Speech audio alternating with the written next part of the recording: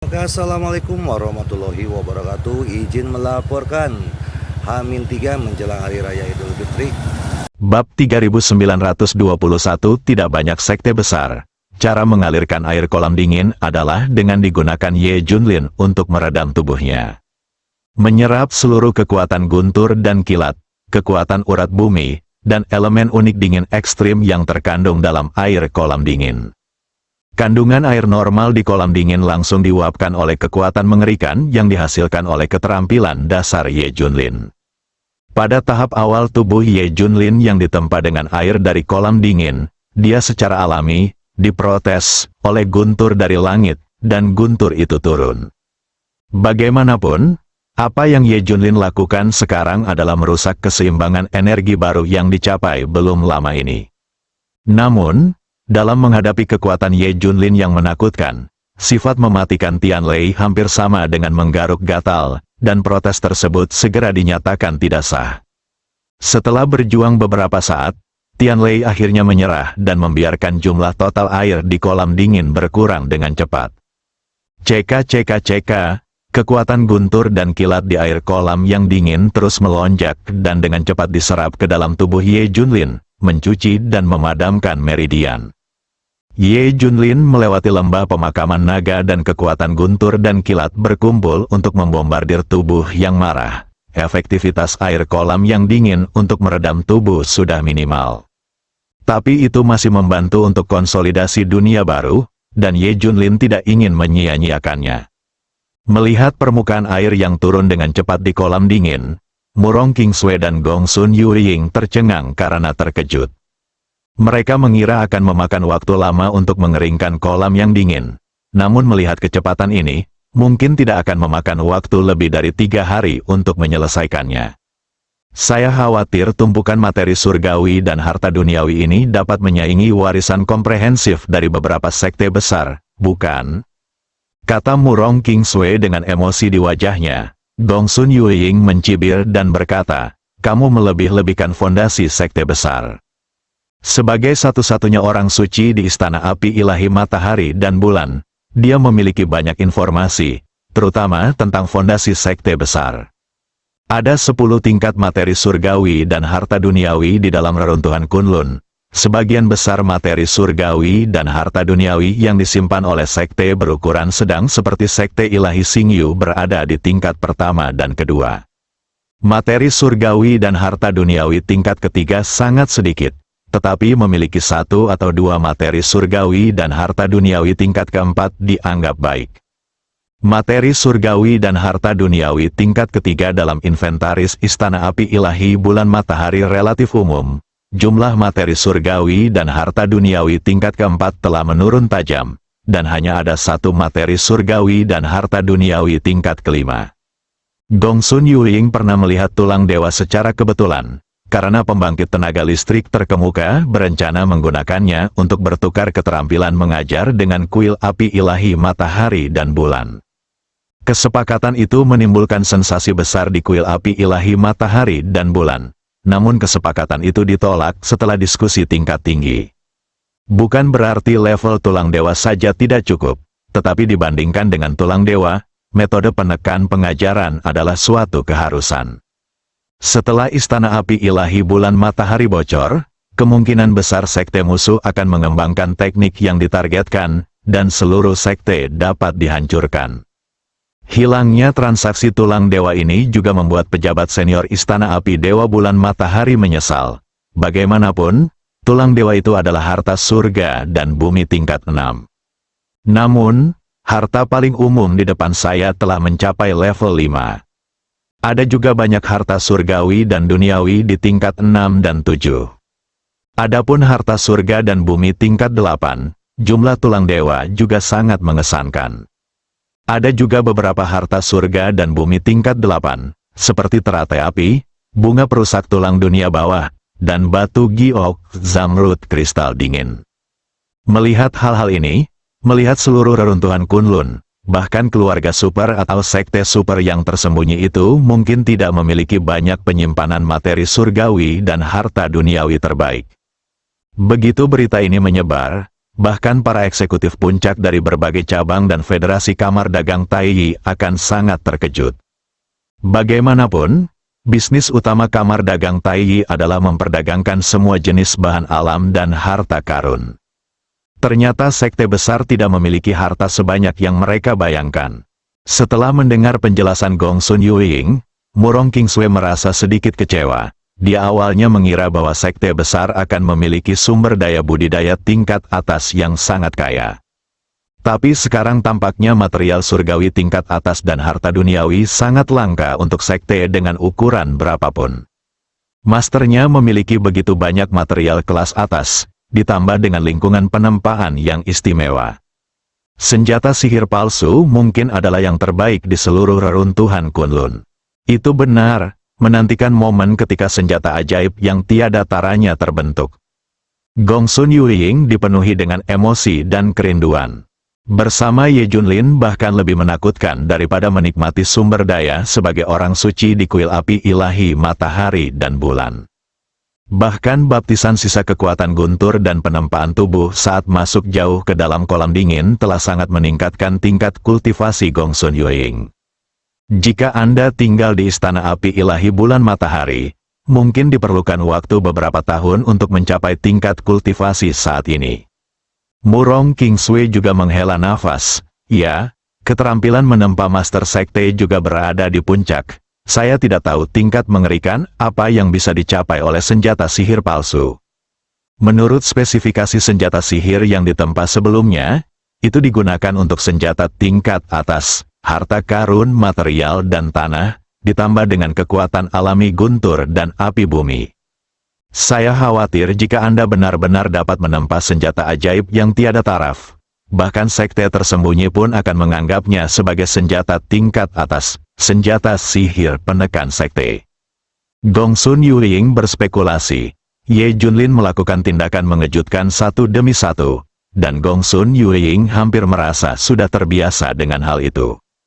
Jika sebelumnya dikatakan bahwa Ye Junlin bisa menempa senjata ajaib yang benar-benar tiada taraf, dia akan mengira itu hanya fantasi. Tapi sekarang dia memiliki rasa percaya yang tidak bisa dijelaskan.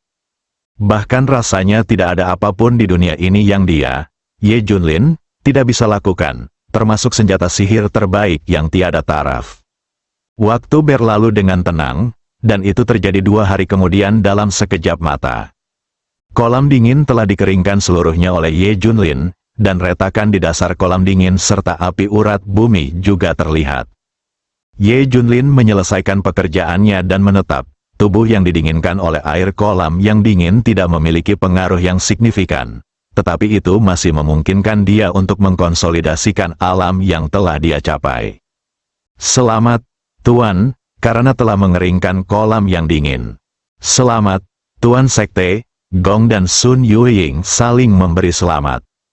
Seluruh tubuh Ye Junlin tenang, dan dia berkata dengan suara yang dalam, "Saya akan mulai menempa senjata ajaib sebentar lagi.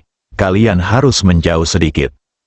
Tanpa air kolam yang dingin sebagai perantara, kekuatan guntur langit dan api bumi di sini akan sangat. Dia sangat gila sehingga dia akan terbakar jika dia tidak hati-hati. Ya, kedua wanita itu menjawab dengan cepat dan penuh hormat. Faktanya, mereka juga merasakan energi mania. Seolah-olah gunung berapi bisa meletus kapan saja, yang sangat berbahaya. Ye Junlin tidak berkata apa-apa lagi, dan langsung mengangkut berbagai bahan yang dibutuhkan ke sekitar Leyline Flame dan mulai menempa senjata sihir tingkat atas.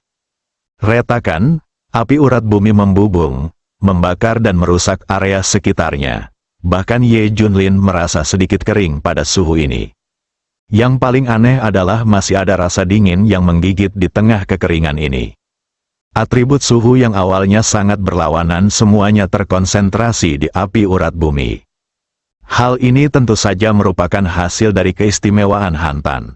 Sudah waktunya untuk memulai. Ye Junlin melemparkan besi bintang dan batu api ke dalam api inti bumi, lalu melepaskan kekuatannya, membentuk pusaran energi raksasa dengan tubuh Ye Junlin sebagai pusatnya.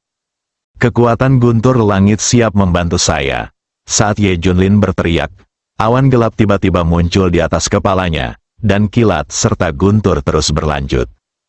Segera setelah itu, guntur langit tiga warna turun, tampaknya tertarik oleh pusaran energi yang diciptakan oleh Ye Junlin. Petir ini mendarat di api urat bumi dengan ketepatan yang tak tertandingi. Energi mengerikan dari dua atribut, satu dingin dan satu listrik, bertabrakan di satu tempat, langsung meletus menjadi tekanan energi yang sangat menakutkan. Tekanan energi yang kuat bergetar, tapi itu langsung diimbangi oleh perisai energi yang dilepaskan oleh Ye Junlin tepat waktu. Hal ini tidak menimbulkan kerugian apapun bagi Murong Kingsway dan yang lainnya. Besi bintang dan batu api langsung meleleh di bawah pemboman dua energi dahsyat. Kondensasi, Ye Junlin buru-buru menggunakan teknik penempaan untuk mendinginkan dan mengkristalkan dua material yang akan hilang di bawah api urat bumi. Dengan bimbingan yang disengaja dari kekuatan yang dikeluarkan oleh Ye Junlin, bahan mentah yang akan hilang dengan cepat mengembun menjadi kristal. Namun, kita dapat melihat dengan jelas bahwa nyala api urat bumi dan percikan kekuatan guntur langit terus-menerus menemui jalan buntu, dan kabut kematian putih bermekaran di permukaan kristal. Kabut ini juga mengandung kekuatan material dari besi langit dan batu api, namun jelas terdapat banyak kotoran di dalamnya. Jika tidak dikendalikan tepat waktu dan kekuatan pengotor ini dibiarkan menyerang tubuh fusi kristal murni, kemurnian senjata ilahi akan sangat berkurang. Setelah kabut energi pengotor ini menyerang terlalu banyak, ketangguhan bahkan senjata ajaib yang ditempa di masa depan akan sangat berkurang. Namun saat ini kita tidak bisa sembarangan menghilangkan kabut energi pengotor, karena energi gas pengotor akan terus muncul di dalam kristal melalui tempering yang terus-menerus. Jika dilakukan sebelum dimurnikan seluruhnya juga akan mempengaruhi kualitas senjata sakti. Cara memahami waktu dan kekuatan serangan secara akurat adalah kunci keterampilan pandai besi yang hebat. Sedikit perbedaan adalah 1000 mil jauhnya, itu saja. Ini bukan waktu terbaik, pikir Ye Junlin dalam hati. Setelah sekian lama, saya melihat kabut pengotor di sekitar saya semakin tebal, dengan kecenderungan samar untuk merembes kembali. Ye Junlin mengambil tindakan tegas. Dia melambaikan tangannya dengan lembut, dan energi yang kuat menyapu kabut energi pengotor. Segera, area mengkristal dari bahan baku tempa menjadi jelas kembali.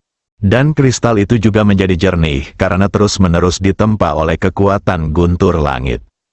Dibutuhkan waktu untuk berintegrasi ke dalam tulang dewa. Pada saat itu, energi api bumi harus diledakkan secara instan. Jika tidak maka akan sulit untuk melelehkan tulang dewa hanya dengan kekuatan guntur.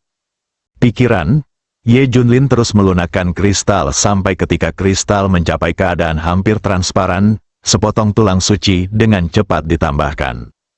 CK, guntur langit terus-menerus membombardir tulang dewa. Tidak hanya tidak dapat menyebabkan kerusakan apapun, tetapi juga menstimulasi kekuatan tulang dewa.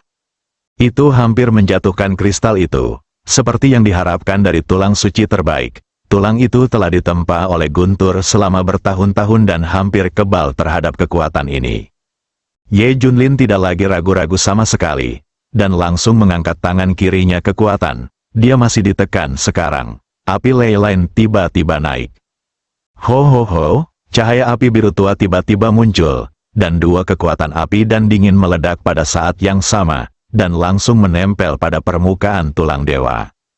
Klik, klik, klik, tulang ilahi mulai meronta dengan keras, seperti penjahat yang disiksa, dan benar-benar dapat mendengar jeritan samar. Tulang dewa sudah memiliki aura yang besar, dan ketika terkena api urat bumi, pemandangan seperti itu bisa terjadi. Berdengung, tulang dewa langsung melepaskan kekuatannya dan bergetar hebat.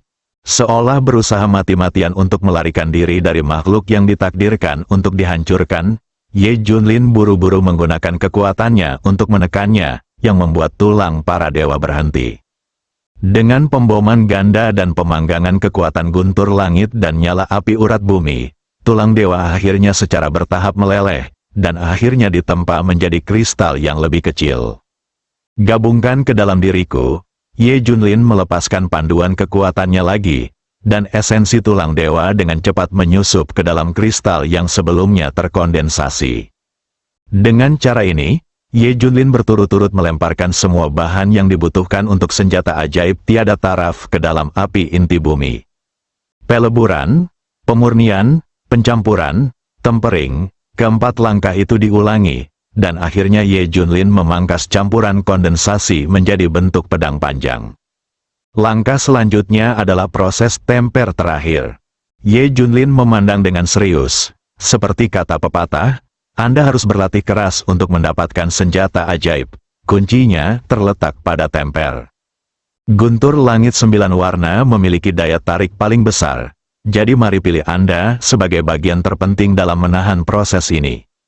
Dengan pemikiran ini, Ye Junlin langsung mengaktifkan kekuatan guntur langit, dan dalam sekejap, badai berubah menjadi kilat dan guntur. Awan gelap awalnya menyesakkan, tetapi sambaran petir menembus langit, seolah-olah langit telah runtuh karena kiamat. Murong Kingsway dan Gong Sun Yuying tanpa sadar mundur beberapa langkah, mata mereka dipenuhi keterkejutan dan ketakutan. Mereka telah lama terkesan dengan keterampilan menempa Ye Junlin yang luar biasa, tetapi pada saat ini, mereka tidak menyangka bahwa kekuatan guntur langit tiba-tiba meningkat begitu besar. Lihatlah awan, guntur langit ini sepertinya memiliki 9 warna. Gong Sun Yuying melihat ke arah jarinya, dan benar saja dia melihat guntur 9 warna turun, tiba-tiba menghantam pedang panjang yang baru terbentuk. Dentang, dentang, percikan listrik keluar, pedang panjang itu bergetar, dan terdengar suara logam yang memekakkan telinga, yang membuat gendang telinga kedua wanita itu sakit. Namun mereka dapat dengan jelas merasakan bahwa pedang panjang itu menjadi lebih jernih setelah terus-menerus dibaptis dan ditempa oleh guntur langit 9 warna. Khususnya, tubuh pedang sangat kuat, seolah-olah terlahir kembali dalam sekejap, secara alami membawa pesona kekuatan guntur. 9 telah menjadi angka pamungkas sejak zaman kuno, dan guntur langit 9 warna juga memiliki pesona tersembunyi. Saya khawatir itu adalah kekuatan paling murni dan menakutkan dalam guntur langit ini. Masternya menggunakan guntur langit 9 warna untuk meredam senjata ajaib untuk memaksimalkan kekuatan senjata ajaib, keuletan dan daoyun. Sungguh kehidupan yang layak melihat keterampilan menempa yang luar biasa. Dia juga telah menyaksikan proses dari banyak orang yang disebut ahli penempaan dalam menciptakan senjata magis. Tetapi dibandingkan dengan Ye Junlin, orang-orang itu benar-benar berbeda satu sama lain. Murong Kingsway juga setuju dengan ini. Dia juga pernah melihat Ye Jun dan Ye Junlin menempa senjata ajaib sebelumnya. Tapi itu masih jauh berbeda dari sekarang. Ini adalah puncak sebenarnya dari keterampilan menempa, dan saya khawatir tidak ada seorang pun di reruntuhan Kunlun yang dapat menandinginya. Mampu mengikuti Ye Junlin benar-benar membuat hidup ini berharga. Di saat yang sama, dalam kegelapan di ujung area inti, ada sepasang mata jernih yang mengamati segala sesuatu dengan penuh minat. Terutama mengenai proses Ye Junlin dalam menempa senjata ajaib, ekspresinya menjadi lebih rumit, seolah-olah dia sedang mengingat beberapa orang dan peristiwa yang jauh. Sisi lain, bagian terluar dari area inti lembah pemakaman naga. Sesosok tubuh kekar berlarian menghindari pemboman guntur. Xiao Feng lah yang datang untuk menyelidiki situasi Ye Junlin. Xiao Feng dalam keadaan berantakan saat ini, hampir tidak ada bekas baju besi hitamnya yang padat dan tebal, dan seluruh tubuhnya seperti batu bara.